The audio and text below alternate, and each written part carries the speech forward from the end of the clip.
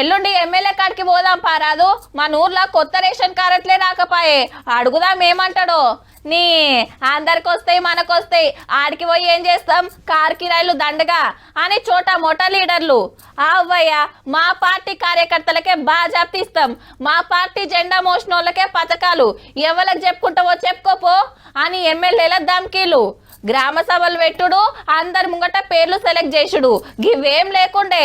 గీ పండ్ల మీద మంత్రులు ఎమ్మెల్యేలు ఊర్లకు వస్తే ఒట్టు, పార్టీలో తిరిగేటోళ్ళకే ఫాయిదా 10 ఏళ్ళు నడిచింది. మరి ఇప్పుడు ఎట్లున్నదో చూడుండ్రి.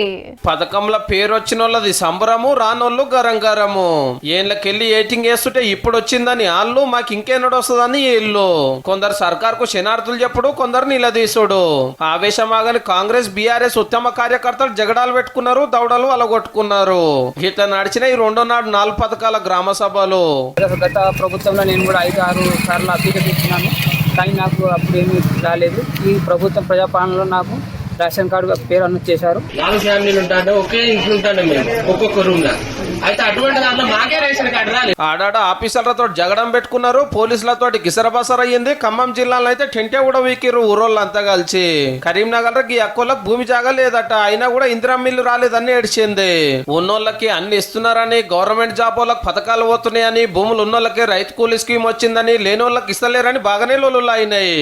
నిజామాబాద్ లో పాత బీఆర్ఎస్ కార్పొరేటర్ మేడానికి ఇందిరా మిల్లు వచ్చుడితోటి లొల్లి పుట్టింది. ఇండ్లు ఇప్పిస్తామని కొందరు పైసలు కూడా వసూలు చేసిరట్టుల్లో. మాకు ఇండ్లు వస్తాయి, మేము ఫలానా 500 తీసుకున్నాను మా దగ్గర అని నేను పోయి ఒక పటేల్కు చెప్తా, ఆ పటేలను అడుగుతాడు, మా అచ్చిన పేరు కొట్టేస్తా. ఇవాళ మంత్రులు కాంగ్రెస్ ఎమ్మెల్యేలంతా పబ్లిక్ పథకాలు అందించే కార్యంలోనే తిరిగిరు, మనిషికో దిక్కు. గ్రామ సభలకు వచ్చి వివరంగా చెప్పిరు స్కీమ్లు ఎట్లా వంచేది, రానోళ్ళు ఏం చేయాలనేది. రేషన్ కార్డుల గురించి ఎక్కువ గడబడ అవుతుండే వరకు ఆ శాఖను చూసుకునే మంత్రి ఉత్తమ్ కుమార్ రెడ్డి సార్ ఈ భరోసా ఇచ్చిండు అందరికి. 26వ తారీఖున ప్రారంభించి తెలంగాణ రాష్ట్రంలో అర్హత ఉన్న చివరి వ్యక్తికి రేషన్ కార్డు వచ్చే వరకు ఈ ప్రక్రియ కొనసాగుతుంది. చెన్నూరు ఎమ్మెల్యే వివేక్ వెంకటస్వామి సార్ ఇట్లా ఇదే హిమ్మతి ఇచ్చిండు.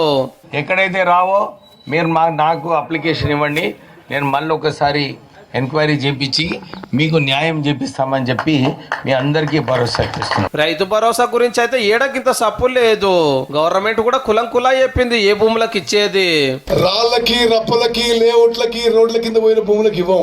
వ్యవసాయ యోగ్యమైన భూమి పంట వేసినా వేయకున్నా సంవత్సరానికి 12,000 రూపాయలు ఇవ్వబోతుందని చెప్పి నేను మనం చేస్తున్నాను. బీఆర్ఎస్ పార్టీలకు వెళ్ళి ఒక హరీష్ రావు సార్ గ్రామ సభకు వచ్చి దరఖాస్తులు తీసుకున్నాడు, తిప్పల్లో అరుచుకున్నాడు.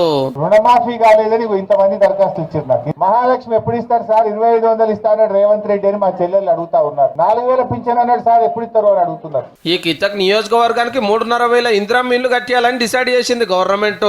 దరఖాస్తు పెట్టుకున్న వాళ్ళ దాంట్లో ఎవరి పేదలో చూసి ఫస్ట్ అలాగే ఇస్తారట. శ్రీనివాసరావు కోడిని కట్టి కోడి కూర తినమన్నట్టు చేసిండు, కానీ ఒకటి కూడా ఇవ్వకపోతే ఇవాళ మేము 5 లక్షలతో ఇందిరా మిల్లు ఎస్సీలకు 6 లక్షలు ఇచ్చి ఇల్లు కట్టించే కార్యక్రమం. రేపు ఎల్లుండి గిట్లా గ్రామ సభలు నడుస్తాయి.